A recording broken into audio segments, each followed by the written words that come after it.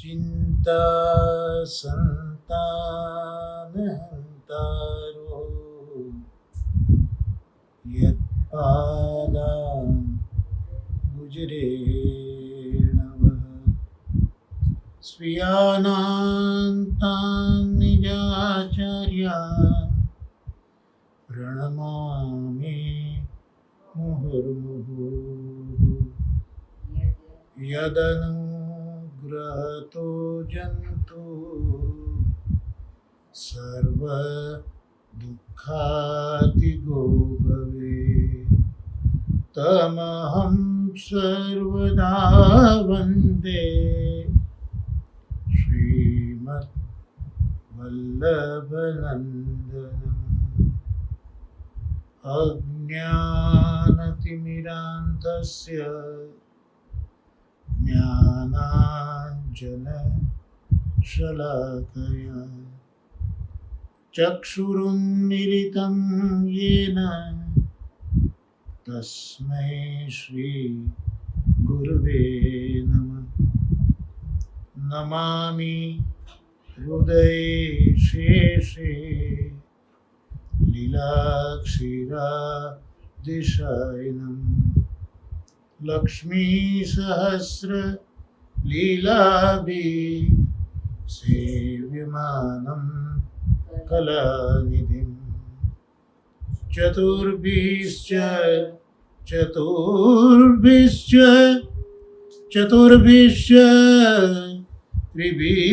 त्रिभिस्तथां षड्भिर्विराजते योऽसौ पंचदा हृदये मम पंचदा हृदये मम पंचदा हृदये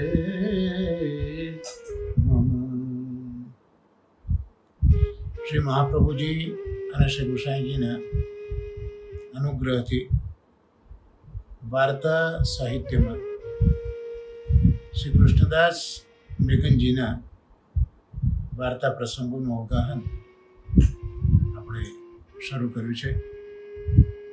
લીલામાં વિશાખા સખીનું એ પ્રાગટ્ય છે. સ્વામિનીજીની છાયારૂપ આ વિશાખાજી છે. એટલે જેમ શરીર સાથે એની છાયા ચાલે તે જ રીતે નિત્ય લીલામાં વિશાખાજી સ્વામીજીની સાથે જ રહે છે અને એ જ પ્રકારે ભૂતલમાં શ્રી મહાપ્રભુજીના સાથે કૃષ્ણદાસ રહ્યા છે. ગયા સત્સંગમાં આપણે જોયું કે મૂળ તો પૂર્વના હતા, નાનપણમાં જ વૈરાગ્ય આવ્યો અને એ ઘર છોડીને નીકળ્યા અને સોરમજી આવ્યા અને ત્યાં એમણે એક ગુરુને કર્યા, કેશવાનંદ એમનું નામ. એમને ત્યાં અભ્યાસ કરવા લાગ્યા અને કેશવાનંદ એ ત્રિકાળ જ્ઞાની પંડિત હતા.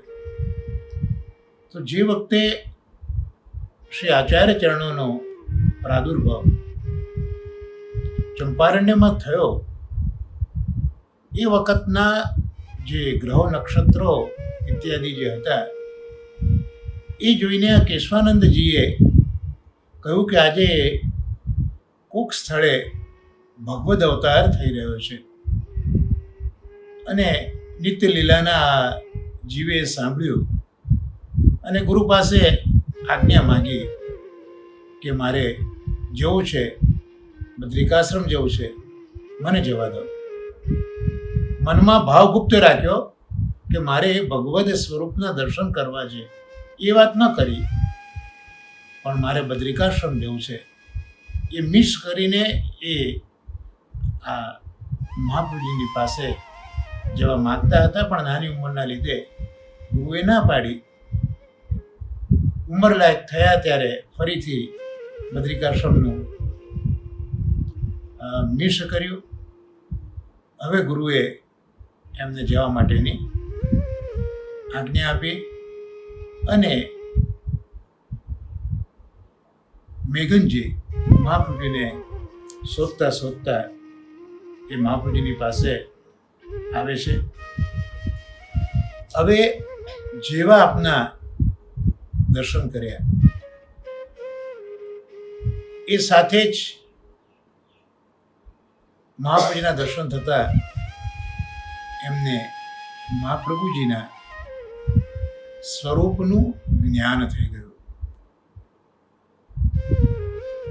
જ્યારે પ્રથમ ગુરુએ કૃપા કરી હતી અને એમને જે સ્વરૂપનું ચિંતન એ વખતે કર્યું હતું, જ્યારે વલ્લભની સન્મુખ થયા ત્યારે એમને જોયું કે આ તો એ જ સ્વરૂપ છે કે જે સ્વરૂપનો અનુભવ મેં પ્રથમ ગુરુની કૃપાથી સોરમજીમાં કર્યો હતો. અને મેઘનજી મહાપ્રભુજીની સન્મુખ આવે છે, સાષ્ટાંગ દંડવત પ્રણામ કર્યા. ત્યારે આપે આજ્ઞા કરી કે આવો કૃષ્ણદાસ મેઘન. આચાર્ય ચરણો આજ્ઞા કરે છે, આવો કૃષ્ણદાસ મેઘન. આમ કૃષ્ણદાસ કહીને શ્રી આચાર્ય ચરણોએ મેઘનજીને પોતાના ચરણારવિંદના દાસ બનાવ્યા. પહેલા તો મર્યાદા રીતે ગુરુએ નામ આપ્યું હતું, પણ પછી શ્રી વલ્લભે રસરૂપ દાસત્વ સિદ્ધ કરી અને કૃષ્ણદાસ મેઘન એવું નામ સિદ્ધ કર્યું. એટલે આ પુષ્ટિ માર્ગની રીતે આ નામાભિધાન કૃષ્ણદાસ મેઘનજીનું થયું. ગુરુ પાસે આજ્ઞા માગી હતી કે મારે બદ્રિકાશ્રમ જવું છે. એટલે એ વચન સત્ય કરવા માટે શ્રી મહાપ્રભુજી હવે બદ્રિકાશ્રમ પધારે છે. મહાપ્રભુજીએ 3 વખત પરિક્રમા કરી છે, 3 વખત બદ્રિકાશ્રમ પધાર્યા છે. અને બદ્રિકાશ્રમ પધાર્યા ત્યારે કૃષ્ણદાસ મેઘનજી એ શ્રી મહાપ્રભુજીના શ્રી અંગની ટહેલ કરતા.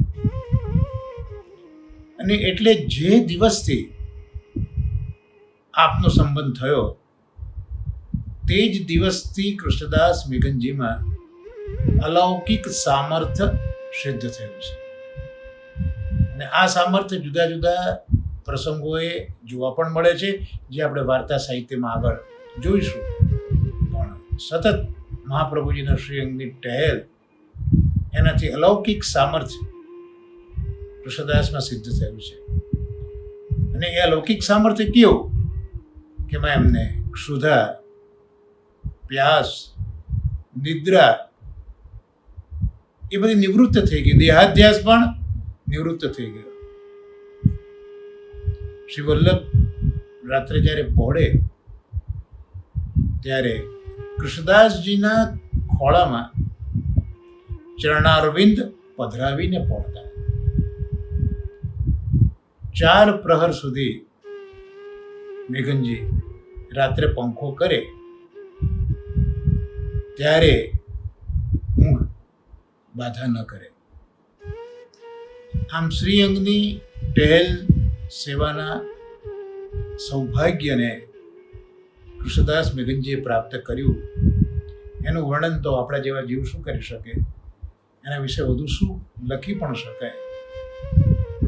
માલા તિલકના રક્ષક શ્રી ગોકુલનાથજી મહારાજે ભાવ સિંધુમાં આ બધો પ્રકાર બતાવ્યો છે. અને સૌભાગ્ય તો એવું કૃષ્ણદાસ મેઘનનું સિદ્ધ થયું કે મહાપ્રભુજી સાક્ષાત પૂર્ણ પુરુષોત્તમ, મહાપ્રભુજીની કૃપાથી સાક્ષાત પૂર્ણ પુરુષોત્તમ કૃષ્ણદાસને સર્વકાળે દર્શન આપતા હતા.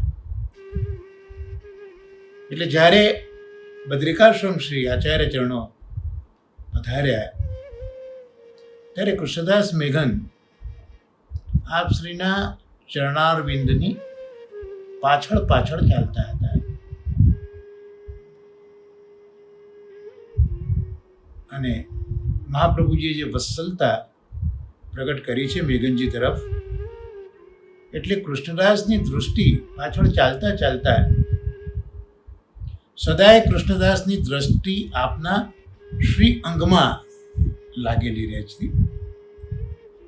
અહીંયા જે મેઘનજીના વાર્તા પ્રસંગમાં પહેલો પ્રસંગ છે તેનું કંઈક વર્ણન શ્રી ગોકુલનાથજી મહારાજે ભાવ સિંધુમાં આ પ્રકારે કર્યું છે કે જ્યારે બદ્રિકાશ્રમ પધાર્યા ત્યારે પ્રથમ આપ કિર્નીનામા પર્વત પાસે થઈને પધાર્યા. બદ્રિકાશ્રમ જતા સૌ પ્રથમ કિર્નીનામા પર્વતની પાસે થઈને પધાર્યા. આ પર્વત એવો ઊંચો કે સૂર્યના કિરણ એના ઉપર પડે પછી જ જગતમાં પ્રકાશ કરે. એટલે આટલો બધો ઊંચો એ પર્વત હતો કે સૂર્યોદય થાય એની ખબર જગતમાં પછી પડે. સૌથી પહેલું કિરણ સૂર્યનું આ કિર્નીનામા પર્વત ઉપર પડતું, એટલો ઊંચો આ પર્વત હતો. એટલે જ એનું નામ કિર્નીનામા પર્વત પડ્યું હતું. તો જતા હતા એ વખતે ઉપરથી એક મોટી શિલા પડી. કૃષ્ણદાસજીએ પોતાના હાથે એને થંભાવી દીધી. અહીંયા સુંદર સમજ આપે છે શ્રી ગોકુલનાથજી મહારાજ કે આ શિલા અકસ્માત કેમ પડી. તો એ શિલા ઘાત કરવા માટે નહોતી પડી, નુકસાન કરવા નહોતી પડી. કેવલ કૃષ્ણદાસજીના હાથનો સ્પર્શ કરી ત્યાંની ત્યાં જ બેસી ગઈ. આમ પર્વતને પણ ભગવદીયના સંબંધથી સનાથ શ્રી મહાપ્રભુજીએ કરી દીધો. આ કૃષ્ણદાસજીની કાયિક સેવા આ રીતે અહીંયા સિદ્ધ થઈ. આવી અસાધારણ સેવા શ્રી વલ્લભે જ્યારે જોઈ ત્યારે પ્રસન્નતાપૂર્વક આજ્ઞા કરી કે કૃષ્ણદાસ કંઈક માગ. ત્યારે કૃષ્ણદાસે વિનંતી કરી કે રાજ પહેલાના ગુરુના ઘેર પધારીને દર્શન આપો, એનો ઉદ્ધાર કરો. ત્યારે શ્રી વલ્લભ શ્રીમુખે આજ્ઞા કરે છે તથાસ્તુ. એથી અહીંયા મેઘનજીનો જે કાયિક તાપ છે એ કાયિક તાપ નિવૃત્ત થયો. જે પર્વતની શિલાને રોકી એ કાયિક સેવા થઈ અને અહીંયા ગુરુને ત્યાં પધારવા માટે જે વિનંતી કરી આપે શ્રીમુખથી આજ્ઞા કરી તથાસ્તુ. એટલે આ કાયિક તાપ નિવૃત્ત થયો. હવે આ જ પ્રસંગને જે 84 વૈષ્ણવની વાર્તા છે એમાં કંઈક આ રીતે વર્ણનમાં લીધો છે કે જ્યારે કૃષ્ણદાસે એ શિલા રોકી ત્યારે મહાપ્રભુ પ્રસન્ન બહુ થયા અને અલૌકિક ફલ પણ આપી દેતા. અલૌકિક ફલ એટલે સાક્ષાત કૃષ્ણ, એ પણ મહાપ્રભુજી આપી દેતા. પણ પરીક્ષા કરવા માટે કૃષ્ણદાસને કહે છે કે જો તું માગ, શું માગે છે? ત્યારે કૃષ્ણદાસે 3 વસ્તુ માગી. એક તો માર્ગનો સિદ્ધાંત હૃદયારૂઢ થાય, બીજું મુખરતા દોષ દૂર થાય, અને ત્રીજું મારા ગુરુના ઘરે પધારો અને એનો અંગીકાર કરો. આમાંથી બે વસ્તુ મહાપ્રભુજી આપી. ગુરુના ઘરે પધારવાની ના પાડી. અહીંયા શ્રી હરિરાય ચરણો ભાવ પ્રકાશ આ રીતે કરે છે કે કૃષ્ણદાસ મેઘન મહાપ્રભુજીના શરણે આવ્યા, પણ હજી જે પહેલાના ગુરુનો ભાવ હતો એ હજી એમના હૃદયમાં જ હતો. એટલે એ પહેલાના ગુરુનો હૃદયમાં રહેલો ભાવ એ ગયો નહોતો, એટલે એ ભાવ હૃદયમાં રહી ગયેલો એ અહીંયા પ્રગટ થયો. એટલે જ મહાપ્રભુજીએ જે અલૌકિક દાન આપવું હતું એ અલૌકિક દાન મહાપ્રભુજીએ છુપાવી દીધું અને બે વસ્તુ આપી. ગુરુ માટે ના કહી એટલા માટે કે ગુરુ દૈવી ન હતો. આચાર્ય ચરણોનું પ્રાગટ્ય જ દૈવી જીવો માટે છે. દૈવોદ્ધારક પ્રયત્નાત્મા એ નામ શ્રી કૃષ્ણજી મહારાજે પ્રગટ કર્યું છે. એટલે કૃષ્ણદાસ મેઘનજીની આ કાયિક સેવાથી શ્રી વલ્લભ ઘણા પ્રસન્ન થયા હતા. પણ આ જે ગુરુ છે પહેલાનો એ દૈવી જીવ નથી, એટલે મહાપ્રભુજીએ ના પાડી. કારણ કે દૈવી જીવ વિના આ માર્ગમાં અંગીકાર નથી. આ પુષ્ટિ માર્ગનો એક સિદ્ધાંત છે.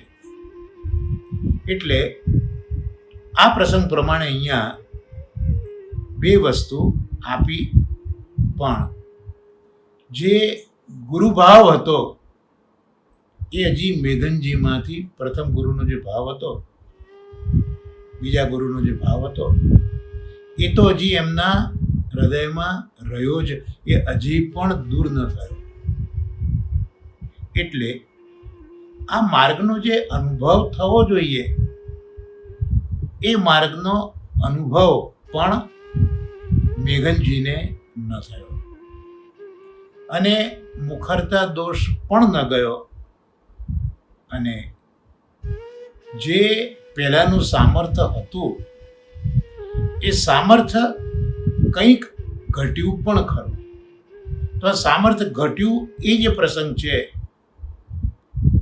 એ અહીંયા વાર્તા પ્રસંગ બેમાં આપણે જોવા મળે કે મહાપ્રભુજી તો બદ્રિકાશ્રમ પધારતા હતા અને રસ્તામાં પેલું કીર્તિનામાં પર્વત ઉપરથી શિલા પડી અને કૃષ્ણદાસ મેઘને એને રોકી છે. એટલે હવે એ ત્યાંથી મહાપ્રભુજી આગળ વધ્યા અને બદ્રિકાશ્રમથી પણ આગળ વ્યાસજીની ગુફામાં શ્રી મહાપ્રભુજી પધારે છે. એ પ્રસંગ હવે ભાવ સિંધુમાં આ પ્રકારે બતાવ્યો છે કે આ પછી, એટલે આ પ્રસંગ થયા પછી જ્યાં વ્યાસજીનો આશ્રમ હતો તે તરફ મહાપ્રભુજી આગળ પધાર્યા. ત્યાં એવી જગ્યા કે જીવોની ગમ્ય નહીં, જીવો ત્યાં જઈ ન શકે એવી આ જગ્યા. અને આવી જગ્યામાં પોતે ભીતર પધાર્યા અને કૃષ્ણદાસને આજ્ઞા કરી કે તમે અહીં જ ઊભા રહો. કૃષ્ણદાસજી 3 દિવસ સુધી ઊભા ને ઊભા રહ્યા. ભીતર મહાપ્રભુજીનો વ્યાસજી સાથે મેળાપ થયો. વ્યાસજી આવ્યા અને મહાપ્રભુજીને પધરાવી ગયા. નમસ્કાર કર્યા અને કૃષ્ણસ્તુ ભગવાન સ્વયં એ શ્લોક કયો ત્યારે આપે એ સૂત્ર ભાષ્યની આજ્ઞા કરી અને એમને આનંદ થયો અને આ વ્યાખ્યાન સાંભળ્યું ત્યારે વ્યાસજીને પોતાને પણ એની ધારણા જે કરવી જોઈએ તે થઈ ન શકી. એટલે એનું વર્ણન અહીંયા 84 વાર્તાના પ્રસંગમાં આ રીતે કરેલું છે કે વેદ વ્યાસજી મહાપ્રભુજીને પધરાવીને પોતાના સ્થળે લઈ જાય છે અને એ પછી વેદ વ્યાસજીને આચાર્યજી આજ્ઞા કરે છે કે તમે ભાગવત ઉપર જે ટીકા કરી છે તે મને સંભળાવો.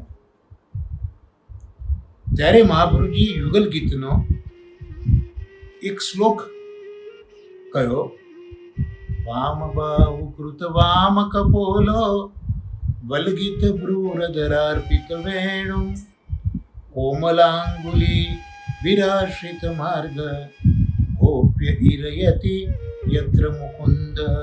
આ શ્લોક ઉપર શ્રી મહાપ્રભુજીએ વ્યાખ્યાન કર્યું.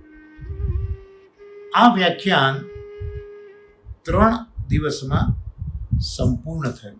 3 દિવસ સુધી આટલા એક શ્લોક ઉપર મહાપ્રભુજીએ વ્યાખ્યાન કર્યું. ત્યારે વેદવ્યાસજી કહે છે કે આ વ્યાખ્યાનને હું હવે ધારણ નહીં કરી શકું, એટલે મને હવે ક્ષમા કરો. ત્યાર પછી શ્રી મહાપ્રભુજી કહે છે વ્યાસજીને કે આપે આ વેદાંતના સૂત્ર એવા તો કેમ બનાયા કે જેથી માયાવાદીઓ પણ એને પોતાના અર્થમાં સામેલ કરે છે? એમ મહાપ્રભુજીએ પૂછ્યું. ત્યારે વ્યાસજી જવાબ આપે છે કે એમાં હું શું કરું? મને તો ભગવદ આજ્ઞા હતી, ભગવદ આજ્ઞા જ આવી હતી એટલે મેં તો આવી રીતનું કર્યું, જેથી આ જે સૂત્રો છે એમાંથી 2 પ્રકારના અર્થો પ્રગટ થાય. એટલે આ એક જ સૂત્રના 2 અર્થો પ્રગટ કરવાની આજ્ઞા ઠાકોરજીની હતી એમ વ્યાસજીએ મહાપ્રભુજીને જણાવ્યું. ત્યારે મહાપ્રભુજીએ કહ્યું કે અમે તો બ્રહ્મવાદ ઉપર જ એનો અર્થ કર્યો છે, કારણ કે બીજો માયાવાદ. 2 અર્થ નીકળે એવી આજ્ઞા હતી, એમાં એક અર્થ માયાવાદ અને બીજો બ્રહ્મવાદ. એટલે મહાપ્રભુજી કહે છે કે અમે તો આપના આ સૂત્રો જે છે એ સૂત્રોનો અર્થ બ્રહ્મવાદ અનુસાર જ કર્યો છે. અને એ અર્થ શ્રી મહાપ્રભુજીએ સંભળાયો પણ ખરો, જે આપણે ભાવ સિંધુમાં જોયો, કૃષ્ણસ્તુ ભગવાન સ્વયં. એના ઉપર આપે આ અર્થ બ્રહ્મવાદના દૃષ્ટિકોણથી કર્યો અને વેદવ્યાસજી ખૂબ પ્રસન્ન થયા. અહીંથી આપ વિદાય થયા. 3 દિવસ પછી આપ બહાર પધાર્યા. કૃષ્ણદાસ ત્યાં જ ઠાડા હતા. મહાપ્રભુજી પ્રસન્ન થયા જોઈને કહ્યું, તું હજી ઊભો છે, તું ગયો નથી, કેમ ન ગયો? ત્યારે કૃષ્ણદાસે કહ્યું કે મહારાજ, હું ક્યાં જાઉં?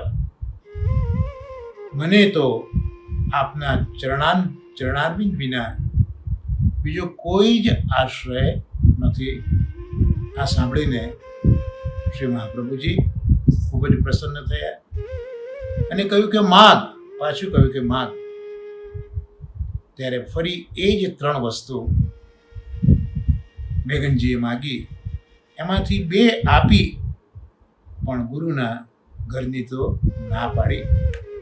આ વાર્તામાં જે ભાવ સિંધુમાં થોડો પ્રકાર લખ્યો છે એ આ રીતનો છે કે કૃષ્ણદાસજી 3 દિવસ બહાર જ ઊભા રહ્યા. કોઈ દેહાધ્યાસે એમને બાધા ન કરી, પણ આપના સ્વરૂપના વિયોગનું દુઃખ કૃષ્ણદાસના હૃદયમાં ખૂબ ઉઘરાયું. દેહાધ્યાસ ન નડ્યો 3 દિવસ, પણ 3 દિવસનો વિરહ શ્રી વલ્લભનો, એનું તો દુઃખ હૃદયમાં ખૂબ જ ઉભરાયું. મનમાં વિચારે છે કે ભીતર જવાની તો મને આજ્ઞા નથી, કારણ કે આપ જ કૃષ્ણદાસને બહાર ઠાળા રહેવાની આજ્ઞા કરીને ભીતર પધાર્યા હતા. એટલે કૃષ્ણદાસ મનથી વિચારે છે કે ભીતરમાં જવાની આજ્ઞા નથી, અને આ લોકમાં આપના ચરણારવિંદ વિના મારું જીવન ક્યાં? તેથી આ દેહે આપ મને દર્શન આપે, નહીં તો આ દેહને ઊભો ને ઊભો વૃક્ષની જેમ હું સૂકવી દઈશ, પણ હઠીશ નહીં. આ પ્રતિજ્ઞા મનમાં થવાથી મેઘનજીના મનમાં દુઃખનો સમુદ્ર ઉભરાયો. એટલે ભક્તની આરતી શ્રી મહાપ્રભુજી સહન ન કરી શક્યા. તરત બહાર પધાર્યા, દર્શન આપ્યા અને શ્રી મુક્તિ આજ્ઞા કરી કે કૃષ્ણદાસ તું ક્યારનો ઊભો છે? ત્યારે કૃષ્ણદાસે વિનંતી કરી કે રાજે આજ્ઞા કરી ત્યારનો ઊભો છું. ત્યારે આપે પ્રસન્નતાપૂર્વક આજ્ઞા કરી કે કૃષ્ણદાસ તું કશુંક માગ. કૃષ્ણદાસે વિનંતી કરી કે રાજ મુખરતા દોષ જાય. ત્યારે આપે આજ્ઞા કરી કે તથાસ્તુ. આમાં કૃષ્ણદાસજીએ વાચિક સેવા કરી, તેથી આપે વાચિક તાપ નિવૃત્ત કર્યો. આમ પહેલા પ્રસંગમાં જે પ્રસંગ બન્યો પર્વતની શિલાને રોકવાનો, ત્યાં કાયિક તાપ નિવૃત્ત થયો. અહીંયા આ બીજા પ્રસંગમાં મહાપ્રભુજીએ કૃષ્ણદાસનો વાચિક તાપ નિવૃત્ત કર્યો. હવે વાર્તા સાહિત્યમાં આ રીતે આપણે જોઈએ કે હરિરાય ચરણોએ જે ભાવ પ્રકાશ કર્યો છે, એમાં કૃષ્ણદાસ મેઘનજીમાં બીજા ગુરુનો ભાવ હજી હતો. એટલે જે સામર્થ્ય હતું એ સામર્થ્ય પણ પહેલા કરતા ઘટ્યું. એનું પ્રમાણ શું? એટલે તો વ્યાસજીની ગુફામાં શ્રી આચાર્યજી કૃષ્ણદાસને સાથે લઈને ગયા નહીં. આ પહેલા કરતા સામર્થ્ય કંઈક ઓછું થયું, એવું આ પ્રમાણ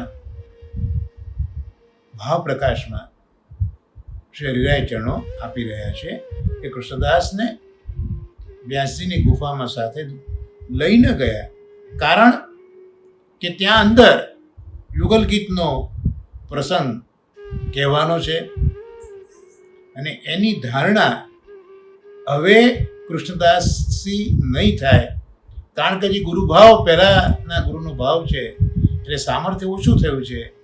એટલે આ યુગલ ગીતની ધારણા હવે કૃષ્ણદાસ કરી નહીં શકે, અને એટલે તો વ્યાસજી પણ એ ભાવને ધારણ નથી કરી શક્યા. એટલે કૃષ્ણદાસ પણ હવે એ ભાવ ધારણ નહીં કરી શક્યા, આવું હરિરાય ચરણો સમજાવે છે.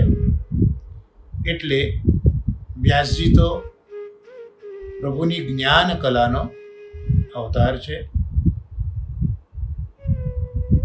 પુરુષોત્તમની વાણી ભાવરૂપ, એની ધારણા કઈ રીતે હોય? કારણ કે વ્યાસજી તો જ્ઞાન કલાનો અવતાર છે, આ તો સાક્ષાત પુરુષોત્તમ છે. તો પુરુષોત્તમની વાણી, એનો જે ભાવ છે, એ વ્યાસજી તો એક કલા અવતાર છે, એટલે એ ધારણ કઈ રીતે કરી શકે? અને આ શ્રીમદ ભાગવત પણ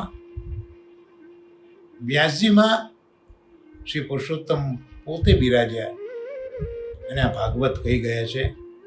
એટલે વ્યાસજી તો માત્ર દ્વાર છે. ખરેખર તો આ ભાગવત છે એ પુરુષોત્તમે જ પ્રગટ કર્યું છે. વ્યાસજી એમાં દ્વાર છે, એટલે ભાગવતના રસનો અનુભવ નથી, દ્વાર છે. એટલે વ્યાસજીને ભાગવતના રસનો અનુભવ નથી. એટલે આ જે આખું રહસ્ય છે એ હરજીવનદાસ કરીને વૈષ્ણવ છે, એમણે એ રીતે ગાયું કે જોલો હરી આપુન પો ન જનાવે, તોલો વેદ પુરાણ સ્મૃતિ સબ પડે સુને નહીં આવે. જ્યાં સુધી હરિ કૃપા કરીને પોતાની જાતને ન ઓળખાવે, ન સમજાવે, ત્યાં સુધી વેદ હોય, પુરાણ હોય કે સ્મૃતિઓ હોય, એ બધું આપણે વાંચીએ, સાંભળીએ તો પણ એ હરિ વિશે આપણે જાણી શકતા નથી.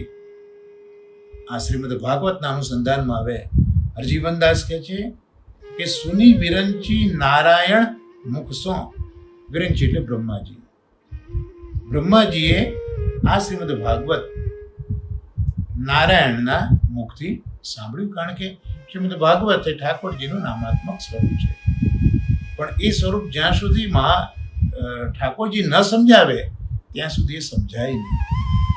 સૌથી પહેલાં બ્રહ્માજીને નારાયણે સ્વમુખે સંભળાવ્યું, અને ત્યાર પછી નારદ સો કહી દીનો, અને બ્રહ્માજીએ પછી નારદજીને સંભળાવ્યો.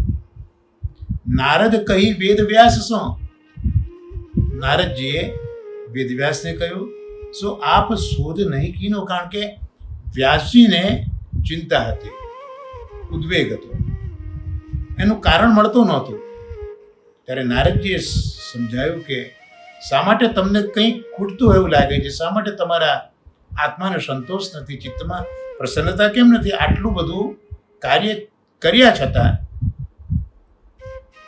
એક જ વેદના 4 વિભાગ કર્યા, બ્રહ્મસૂત્રો લખ્યા, મહાભારત લખ્યું, ગુરુની સેવા કરી છે, અગ્નિ ઇત્યાદિને પૂજ્યા છે, આ બધું જ કર્યું છે, પણ આ દિલમાં જે શાંતિ નથી એનું કારણ કે આપે આ જે ભાગવત છે એ ભાગવતની શોધ કરી નથી.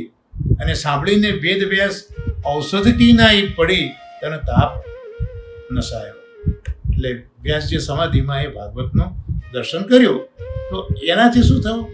જેમ મૂળ પેલો તાપ જે હતો, એટલે એક બીમાર માણસ હોય એને દવા આપી એટલે એનો તાવ દૂર થયો, એવી રીતે અહીંયા આ ભાગવત એક ઔષધની જેમ વ્યાસજી ઉપર અસર કર્યું, અને જે વ્યાસજીનો તાપ હતો એ તાપને દૂર કર્યો. એટલે જે ભગવદ સ્વરૂપ એનો જે અનુભવ થવો જોઈએ, રસનો અનુભવ થવો જોઈએ, તે ન થયો, એમ અહીંયા હરજીવનદાસ કહેવા માંગે છે. અને ત્યાર પછી વ્યાસજીએ સુખદેવજીને એમની પાસેથી આ સાંભળી શ્રીમદ ભાગવત, અને સુખદેવજીએ પછી પરીક્ષિતજીને એ સંભળાવી. આમ શ્રીમદ ભાગવતની જે પરંપરા છે અહીંયા એ હરજીવનદાસ આ કીર્તનમાં બતાવે છે. હવે બહુ સુંદર વાત કરે છે કે પરીક્ષિતજીને આ ભાગવત સંભળાયું એટલે સાક્ષાત ભગવાન સંભળાયા. પરીક્ષિતજી પણ અંતે તો એ જ કહે છે સુખદેવજીને કે આપે મને સાક્ષાત ભગવાન સંભળાવ્યા છે. તો સાંભળ્યા પછી પણ પરિસ્થિતિ શું છે એ કહે છે કે જદપી નૃપતિ સુની બ્રજ કી લીલા દસમ કહી સુખદેવા. આ નૃપતિ એટલે પરીક્ષિતે જો કે વ્રજની લીલા સાંભળી, દસમ સ્કંદની સાંભળી, સુખદેવે જે કહી તે, તો પણ થયું શું? તો સર્વાત્મ ભાવ ન ઉપજ્યો તાતે કરી ન સેવા. હા, ભાગવત સાંભળ્યું, એમાં દસમ સ્કંદની લીલા સુખદેવજીએ કહી, એ તો લીલા સુખ છે, સ્વામિનીજીના સુખ છે. અને સાંભળ્યા છતાં પરીક્ષિતજીને સર્વાત્મ ભાવ ન થયો, એટલે જે સેવા કરવી જોઈએ એ સેવા પરીક્ષિતજીએ ન કરી. એટલે આ ભાગવત મહાત્મા કેટલું ગજબનું છે એ અહીંયા હરજીવનદાસ કહે છે કે જે ભાગવતને સમાધિમાં વ્યાસ મહર્ષિજીએ જોયું છે, પણ એ તો જ્ઞાન કલાનો અવતાર છે. એટલે જ યુગલ ગીત ઇત્યાદિના આ પ્રસંગમાં જ્યારે શ્રી મહાપ્રભુજી જે સાક્ષાત પૂર્ણ પુરુષોત્તમ છે એ પોતાની આ અલૌકિક વાણીમાં જ્યારે સમજાવતા હોય ત્યારે એનો ભાવ આટલા જ માટે ગ્રહણ ન કરી શક્યા વ્યાસ મહર્ષિજી. શ્રી ભાગવત અમૃત દધી મથકે શ્રી વલ્લભ સર્વોત્તમ કરી આવરણ દૂરી નિજ જન કે હાથ દે પુરુષોત્તમ. તો આવો શ્રીમદ ભાગવત રૂપી જે અમૃતનો સમુદ્ર છે એને મથીને વલ્લભે સર્વોત્તમ એક માર્ગ પ્રગટ કર્યો અને બધા જ આવરણો દૂર કરી જે નિજ જન હતા એ નિજ જનના હાથમાં પુરુષોત્તમ આપ્યા. એટલે આ ભાગવત રૂપી અમૃત સાગરનું મથન કરી શ્રી વલ્લભે એમાંથી આ સાક્ષાત પુરુષોત્તમને પ્રગટ કર્યા અને એનું દાન જે નિજ જનો હતા એને શ્રી મહાપ્રભુજી આપી દીધું. સેવા અરુ શૃંગાર વિવિધ રસ શ્રી વલ્લભ પ્રગટ્યાયો. અને પુરુષોત્તમને આપ્યા પછી એ પુરુષોત્તમની સેવા કેમ કરવી, શણગાર કેમ કરવા, તો જે જુદા જુદા રસ છે એ રસ શ્રી વલ્લભે ત્યાર પછી આ ભાગવતમાંથી જ પ્રગટ કર્યા. કારણ કે જે કંઈ રસ છે એ રસ ભાગવતમાં જ છે. ઠાકોરજી તો રસાત્મક છે, 10 રસવાળા છે, પણ શ્રીમદ ભાગવત તો 14 રસવાળું છે. આમ શ્રી વલ્લભે વિવિધ રસ પ્રગટ કર્યા. કરી કૃપાની જે દૈવી જીવન પર હરિજીવન સ્વાદ ચખાયો. હરજીવનજી પોતાના ભાગ્યની અહીંયા સરાહના કરે છે. મહાપ્રભુજીની કૃપા શું થઈ કે વલ્લભે કૃપા કરી નિજ દૈવી જીવન ઉપર, તો જ્યાં શ્રીમદ ભાગવતનો જે સ્વાદ છે, જે પુરુષોત્તમ છે, જે સેવા શણગાર છે, રસ છે, તો એ સ્વાદ હરજીવનજી કહે છે કે મહાપ્રભુજીએ મને અને જે નિજ દૈવી જીવો છે અને હરજીવન છે એમને આ સ્વાદ ચખાડ્યો. તો આ રીતે શ્રી મહાપ્રભુજીની કૃપા હોય તો જ રસની પ્રાપ્તિ થતી હોય છે, એવું અહીંયા શરીરાએ મહાપ્રભુજી આપણને સમજાવે છે. તો આજે કૃષ્ણદાસ મેઘનજીના આ વાર્તા સાહિત્ય પ્રમાણેના 2 પ્રસંગો પણ આપણે જોયા અને એમાં મારા તિલક રક્ષક શ્રી ગોકુલનાથજી મહારાજે જે ભાવસિંધુ ગ્રંથ પ્રગટ કર્યો છે, રહસ્યો, એ પણ આપણે અહીંયા અવગાહન કર્યું છે. હવે આવતા સત્સંગમાં આગળ જેમ શ્રી મહાપ્રભુજી કૃપા કરશે અને મેઘનજી જે રીતના આશીર્વાદ આપશે તે રીતે વાર્તા સાહિત્યમાં આપણે અવગાહન કરીશું. અને આજે હવે આપણા સત્સંગના બીજા પ્રકારમાં શિક્ષાપત્રનું અવગાહન આપણે આગળ કરીશું. એમાં બીજું શિક્ષાપત્ર છે 11મા શ્લોક સુધી. બીજા શિક્ષાપત્રના આપણે 12મા શ્લોક સુધી આપણે સત્સંગ કરી શક્યા હતા. હવે આજે 13મો શ્લોક બીજા શિક્ષાપત્રનો આપણે જોઈશું. એ શ્લોક આ પ્રમાણે છે: લીલાન્ય જ્ઞાન રહિત સર્વ લીલા વિચક્ષણ કંદર્પ કોટિલાવણ્યો માનિની માન દર્પ. એનો શબ્દાર્થ જોઈએ કે લીલા વડે અન્ય જ્ઞાન રહિત દેખાય છે. લીલાન્ય જ્ઞાન રહિત એટલે આપની લીલા જેવી છે કે એ આપ અન્ય જ્ઞાન રહિત હોય એવું આપણને દેખાય છે. અને સર્વલીલા વિચક્ષણ, પણ આપ પોતે તો સર્વલીલામાં વિચક્ષણ છે. કોટી કંદર્પ કોટી લાવણ્યો, આપ કોટી કંદર્પ કહેતા કરોડો કામદેવ, એનાથી પણ અધિક આપના અંગનું લાવણ્ય છે. કંદર્પ કોટી લાવણ્ય, કરોડો કામદેવ એને પણ મહત કરે તેવો આપ શ્રીના અંગનું લાવણ્ય છે. એનાથી શું કરે છે માનિની માન દર્પહા. તો જે માનવતી સ્ત્રીઓ છે એમના માન ગર્વ એને ઠાકોરજી હરી લે છે. દસમ સ્કંદમાં પણ આપણે જોયું છે કે જ્યારે ગોપીજનોએ માન કર્યું, મદ કર્યું, ત્યારે પ્રભુ અંતર્ધાન થયા છે. અને જ્યારે પ્રગટ થયા ત્યારે એ જ ગોપીજનોના જે માન અને ગર્વ હતો, જે દૂષણ હતું, એ ઠાકોરજીના મુખારવિંદનું ભૂષણ બન્યું છે. જ્યારે પ્રભુ પ્રગટ થયા છે ત્યારે આ વર્ણન શ્રી મહાપ્રભુજીએ સુબોધિનીજીમાં સમજાવ્યું છે કે જે દોષો, માન, ગુમાન, ગર્વ જે ગોપીજનોનો હતો દૂષણરૂપ, તે ઠાકોરજી પ્રગટ થયા ત્યારે ઠાકોરજીના મુખારવિંદનું ભૂષણ એ બની ગયું છે. તો આમ માનવતીના માનનો ગર્વ એ પ્રભુ ભરી લે છે.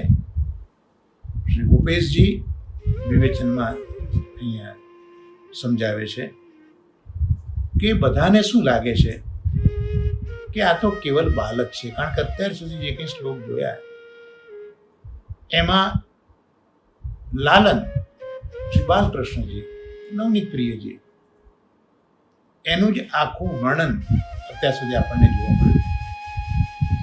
એટલે બધાને તો એવું જ લાગે છે કે આ તો કેવલ બાલક છે. એટલે બાળક છે એટલે બાળ લીલા જે સમજે, બીજી કોઈ લીલામાં એને સમજ ન પડે. બાળક છે એટલે બાલ લીલા સમજે. બાળ લીલા વિના લીલાને જ્ઞાન રહિત. એટલે બાળ લીલા વિનાની જે અન્ય લીલા છે, કારણ કે ત્રિવિધ નામાવલી જે મહાપ્રભુજીએ પ્રગટ કર્યો ગ્રંથ શ્રી કૃષ્ણજી માટે શ્રીમદ ભાગવતના દસમ સ્કંદમાંથી, એમાં 3 પ્રકારની લીલા બતાવી છે: બાળ લીલા, કુમાર લીલા અને પ્રૌઢ લીલા. તો અને રાજલીલા પણ ખરી. તો બધા એવું સમજે છે કે બાળક છે એટલે બાળ લીલા સિવાય અન્ય લીલા સમજતો નથી. પણ આપ કેવા છે? ગોપી શીખે છે કે પરમ મુગ્ધ છે.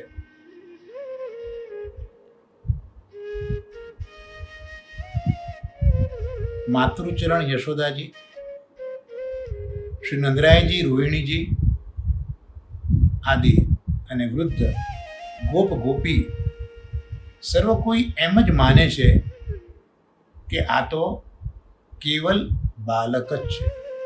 પણ જે અંતરંગ વ્રજ ભક્તો છે એ વ્રજ ભક્તો તો એમ જાણે છે કે આ માત્ર બાળ લીલા નહીં પણ સર્વ લીલામાં એ તો ચતુર છે. જે ભક્તો છે એ તો સમજી જ ગયા છે કે માતૃચરણ આગળ એ ખાલી મુગ્ધતા બતાવે છે, પણ એમાં શું થયું? પણ અમે તો જાણીએ છીએ કે એ તો સર્વ લીલામાં ચતુર છે. ભલે માતૃચરણ આગળ મુગ્ધતા બતાવે, પણ એમાં શું? પણ ખરેખર તો એ સર્વ લીલામાં ચતુર છે. સર્વ લીલા વિચક્ષણ.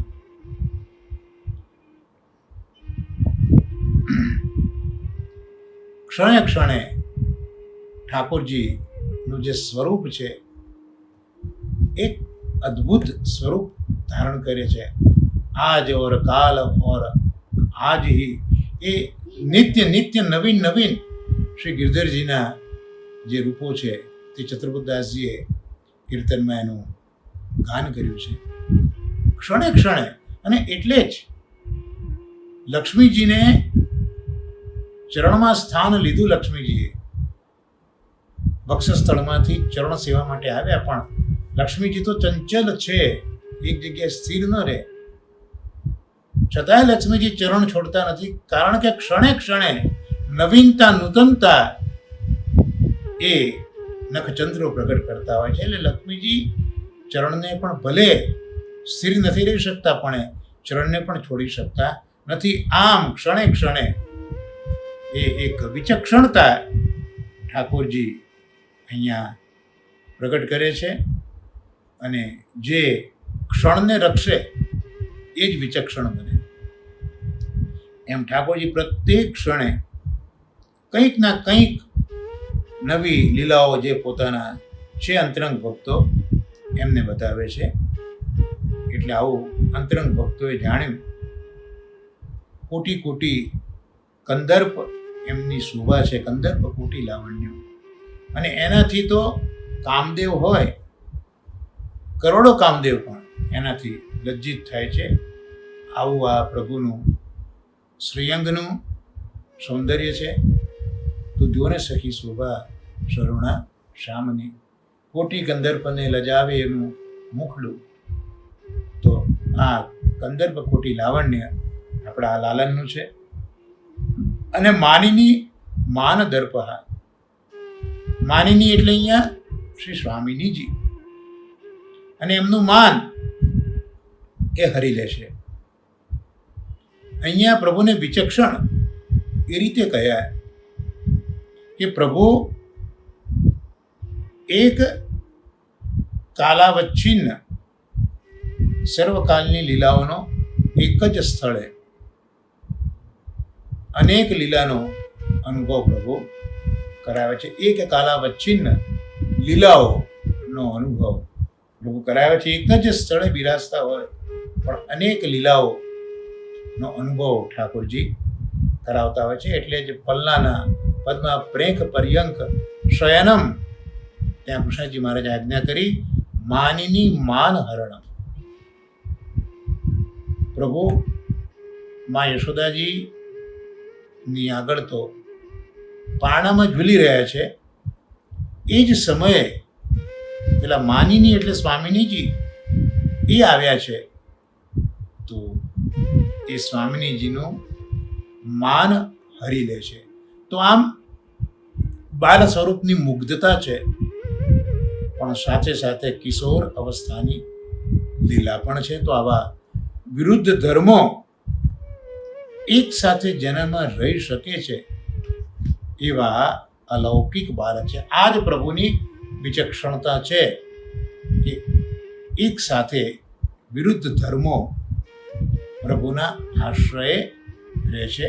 તો આવા આ અલૌકિક બાળક છે, સામાન્ય બાળક નથી.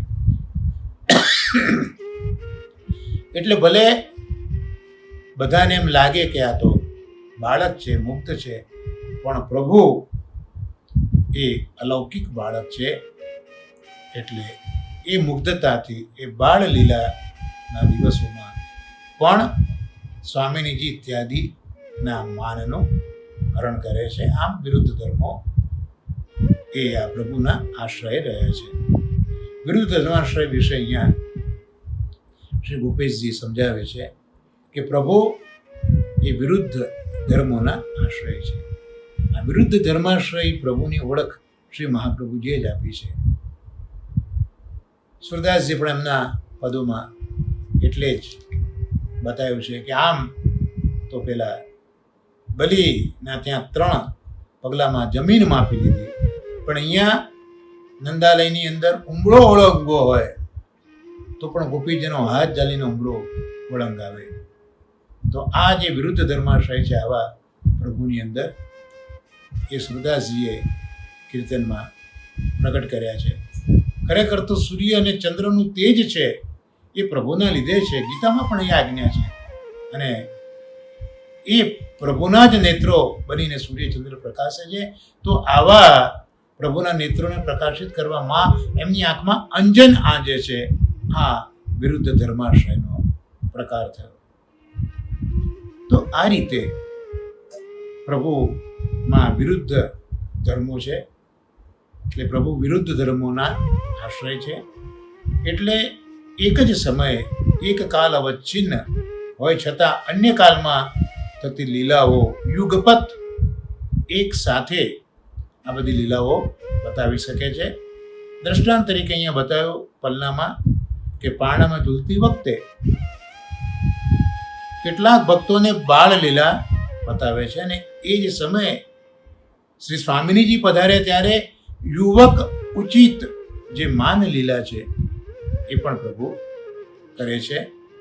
પ્રભુ તો વિરુદ્ધ ધર્મોના આશ્રય છે. એટલા જ માટે વેદ, શ્રીમદ ભાગવત, ગીતા વગેરેમાં અનેક પ્રમાણો છે જે સૂચવે છે કે પ્રભુ એ વિરુદ્ધ ધર્માશ્રય છે. ક્ષેત્રજ્ઞ વિભાગ યોગ 13મો અધ્યાય શ્રીમદ ભગવદ્ ગીતામાં ત્યાં પણ કહ્યું આ જ પ્રકાર.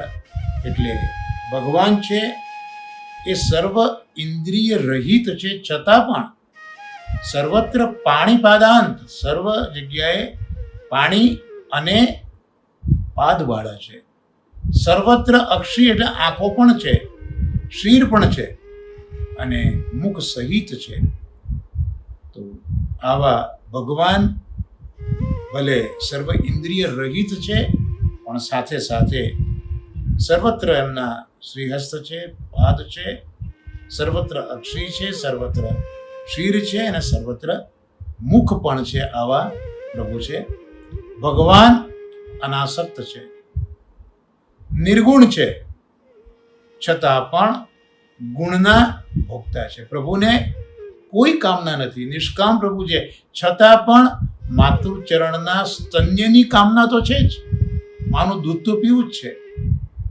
તો આ રીતે ભગવાન અનાસક્ત છે, નિર્ગુણ છે, પણ ગુણના ભોગતા છે.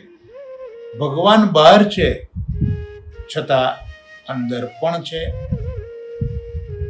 અચર છે, દૂર છે છતાં પાસે પણ છે, અવિભક્ત છે છતાં એ વિભક્ત પણ છે. તો આ રીતે જે વિરુદ્ધ ધર્મો પ્રભુમાં બિરાજે છે એનું વર્ણન આ 13મા શ્લોકમાં કર્યું. અને 14મા શ્લોકમાં હવે આજ્ઞા કરે છે શરીરાય ચરણો. સ્વગોપિકા ગુણચૌર કૃત સંકેત ગોપન પરમાનંદ સંદોહ સદા દુઃખ વિવર્જિત. એટલે પોતાની ગોપિકાના ભાવને પ્રભુ ગૂઢ રાખે છે તથા ભાવોને ચોરનારા પણ છે. જે કરેલા સંકેતને ગુપ્ત રાખે છે, કૃત સંકેત ગોપન, કરેલા સંકેતને ગુપ્ત રાખે છે. પરમાનંદ સંદોહ જે ઉત્તમ આનંદના સમરૂપ છે અને સદા દુઃખ વિવર્જિત અને સદાય જે દુઃખ નિરંતર દુઃખથી રહિત છે. આ પ્રભુની ઓળખ અહીંયા હરિરાચરણો આપે છે કે નિજ ગોપીજનો જે છે, સ્વગોપિકા ગુણચૌર, સ્વગોપિકા નિજ ગોપિકા, સ્વામીની જે એમનો ગુણ ભાવ છે એને ઘેર ચોરી કરી અને સંકેત કરે છે. પછી અન્ય ગોપીજનોથી શ્રી સ્વામિનીજી સાથે જે સંકેતો કર્યા છે તેને છુપાવે છે કે એ ન જણાય તો ઠીક. એટલે સ્વામીજીનો ગુણભાવ છે એટલે તો ઘેર ચોરી કરવાનો સંકેત કરે છે, પણ અન્ય ગોપીજનોથી આ સ્વામીજીનો સંકેત પાછા છુપાવે છે. એવું સમજે છે કે આ ભાવ અન્ય કોઈ જાણે નહીં, આમ સ્વામીજીનો જે ભાવ હતો એ બીજાથી છુપાવે છે. અથવા તો બીજો અર્થ કર્યો કે સમસ્ત ગોપીજનોના ઘરે ગુણ ભાવથી છુપાઈને પધારે છે એટલે બીજા કોઈ જાણે નહીં. ગુણ ભાવથી એ પધારે છે અને દૂધ, દહીં, માખણ વગેરે સર્વ સામગ્રીઓ એ આરોગે છે. પછી તે ગોપી જ્યારે આવે ત્યારે એની સાથે એકાંતમાં પાછો સંકેત કરે છે. અને એટલામાં જો કોઈ ગોપ કે માતૃચરણ શ્રી યશોદાજી જો આવે તો તેમની પાસે પેલા ગોપીજનને કરેલો સંકેત છે તે ગુપ્ત રાખે છે. એટલે એક જે ભક્ત છે એ એક ભક્તનો જે ગુણ ભાવ છે, જે સંકેત છે એ ભગવાન ગુણ રાખે છે, બીજા કોઈની આગળ પ્રગટ કરતા નથી. અને એ ભાવને ભગવાન પોતે ચોરીને પોતાની પાસે રાખે છે.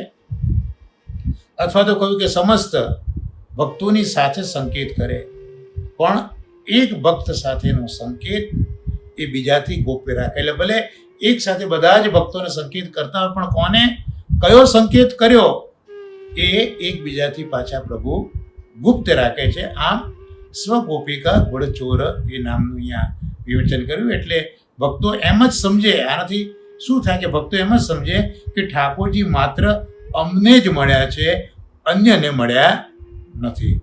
આ પ્રમાણે પ્રભુ રમણ કરે છે.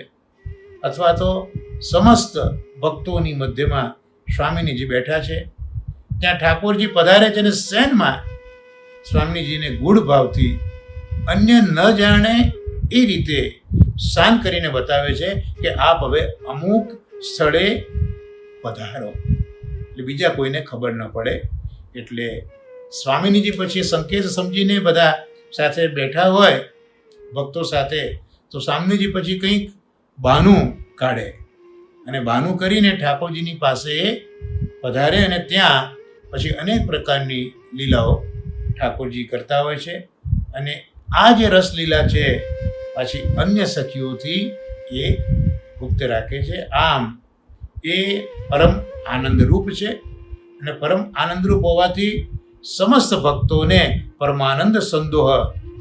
આપ પોતે તો આનંદરૂપ છે, આનંદનો સમૂહ છે, પરમાનંદ છે, એટલે સદા દુઃખ વિવર્જિત, એટલે જે સમસ્ત ભક્તો છે એને આપ પરમાનંદનું દાન કરે છે. અને એ પછી એ જ ભક્તો દરેક સમયે હંમેશા દુઃખથી રહિત બની જતા હોય છે. તો આમાં 14મો જે શ્લોક છે તેનું પણ આપણે અહીંયા અવગાહન કર્યું. અને હવે આજના સત્સંગને આપણે આશ્રયના પદગાન સાથે વિરામ આપીશું. ધડઈને ચરણન કેરો ભરોસો, ધડઈને ચરણન કેરો, શ્રી વલ્લભનખ ચંદ્ર છટા બિન સબ જુગમાં જ અંધેરો ભરોસો, ધડઈને ચરણન કેરો, साधन और नहीं यार कली में जासू होत निवेरो, सुर कहा कहे दुविधा धरो, बिना मोल को चेरो भरोસો, જડૈન ચરણન કેરો. શ્રી ગોવર્ધન નાથ કી જય. શ્યામ સુંદર શ્રી અમને મહારાણી કી જય. શ્રી આચાર્ય શ્રી મહાપ્રભુજી કી જય. સર્વે વૈષ્ણવને મહારાજ વર્ષાના ભગવત સ્મરણને